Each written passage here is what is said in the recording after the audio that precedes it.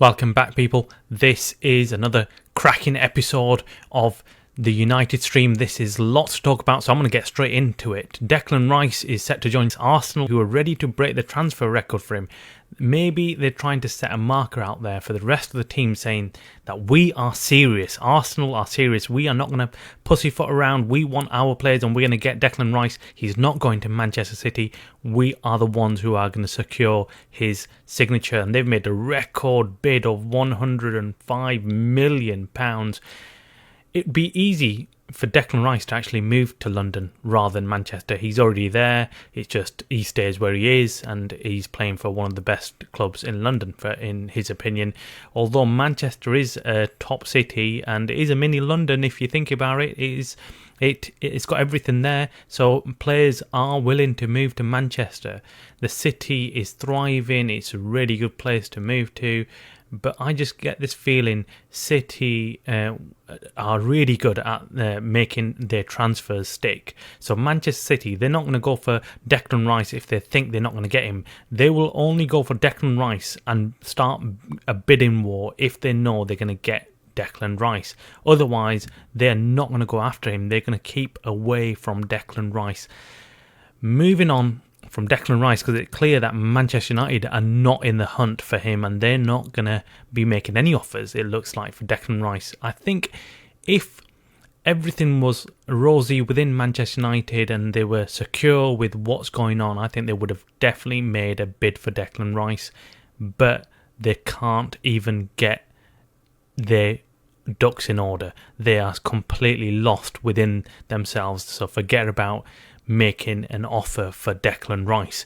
Come on, let's move back to actually Mason Mount. Mason Mount looks like he's back on for Manchester United, as Manchester United have agreed to personally sit down with Chelsea and discuss the valuation of Mason Mount.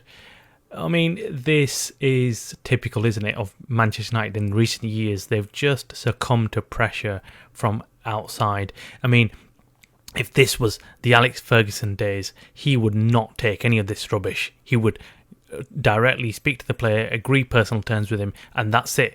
Then they would just simply pressure the club to sell the player or just hold on to unsatisfied player. I mean, and Mason Mount is in the last year of his contract. We must not forget that. I'd hate to be in Ten Hag's shoes right now. The lack of transfers and moves is no doubt a direct result of the club takeover saga. It's unclear how, who or when the club is going to be sold by the Glazers.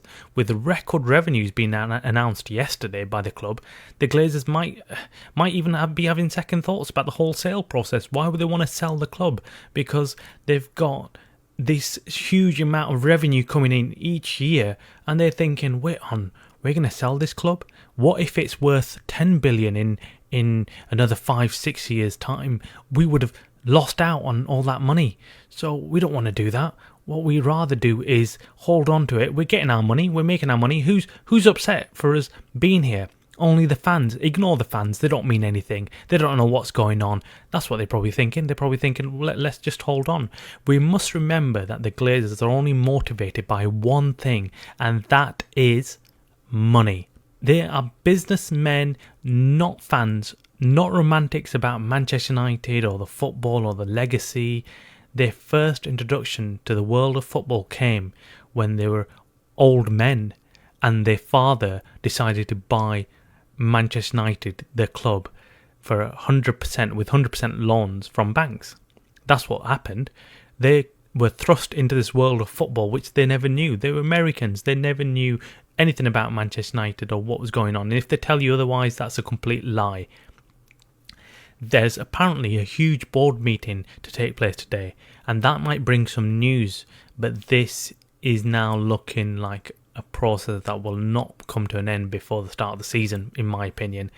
We fans must mentally prepare ourselves for not having a sale go through before the season starts, and the Glazers still being at the front of everything, being the head of Manchester United. I feel like the Glazers are going to be here at the start of the season. They're going to show up like they normally do at the first game or two and smile and take the aggro from the fans and not care, because all they're thinking is, okay, let me check my bank account. Let me check if I've got any more money. The Glazers, if they were not already hated by most fans, will certainly now be hated by every fan.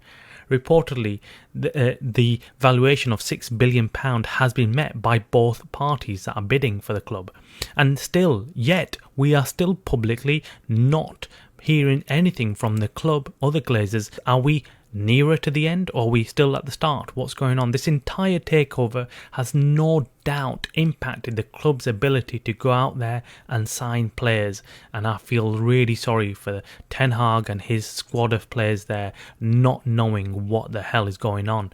Do they sit there? Do they just not make any moves, or what? Anyway, moving on from this takeover saga, because I don't want to kind of get dragged down by this.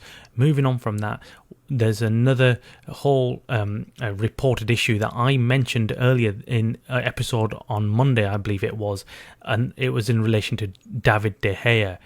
There seems to be a confirmed U-turn on David De Gea's transfer, and United have given him a new contract to sign.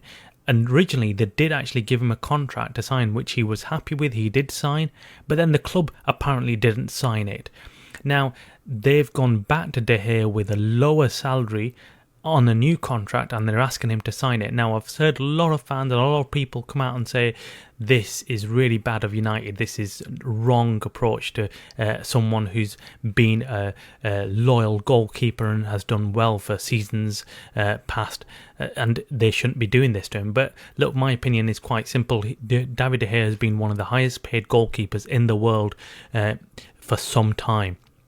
Oh, he's one of the highest paid. I'm not sure if he's the most highest paid, but he's up there. He's up there, and Man United haven't been doing well. They've not been doing well on the pitch, and he has been making some serious mistakes. We cannot deny that. Then offering him a huge contract and offering for him to stay on is just sending the wrong signal to the rest of the squad out there. All of them could think, right, okay, we can cock up, we can play really bad and still have a huge contract thrown at us by Man United. So there's no desire, there's no commitment from the players. They can simply sit back, relax and say, well, actually, look, you know, what signal does that send to someone like Rashford or the younger players out there who are playing for the club, thinking, okay, if this guy's on a huge contract and he makes cock-ups every season, we're in safe hands. We don't need to go anywhere. Hence why Harry Maguire doesn't want to leave. His tweet yesterday showing off his new kit signals that he is more than happy to stay at Manchester United and take this huge salary that he's on, rather than move to a club and cut his salary down. Would you do that? I don't think anyone would do that. If someone's given us a contract and is paying us through the nose, and we know we're nowhere near, when we can't get any of that money anywhere else we go, we can't sign a contract with any other club and receive that kind of salary, what do you think you'd do? You'd stick it out, just like Harry Maguire's going to do, just like Jones has done for the past 20 years. You know what I mean? We are a club that needs to sort ourselves out. Ten Hag is the one who apparently is making the moves and is not agreeing to sign the contract for David De Gea.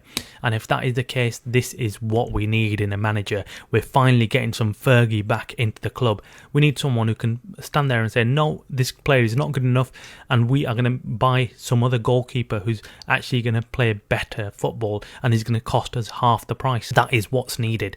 We need to be positive. Let's hope we get some news from the Glazers that they are finally going to get rid of the club, and we are going to get rid of them. Get out of our club, will you? Come on, sell. The writing is on the wall. Everyone knows that you need to get out, and you need to get out quickly so we can start moving forward and thinking of who to buy and what to do. We've got a great manager in place in Ten Hag, I believe. That's my opinion. I don't know what your opinion is. Let me know in the comments below. But guys, please smash that like button, please subscribe, and I will catch you later with a further update on any other news coming out from Manchester United from my sources. Goodbye.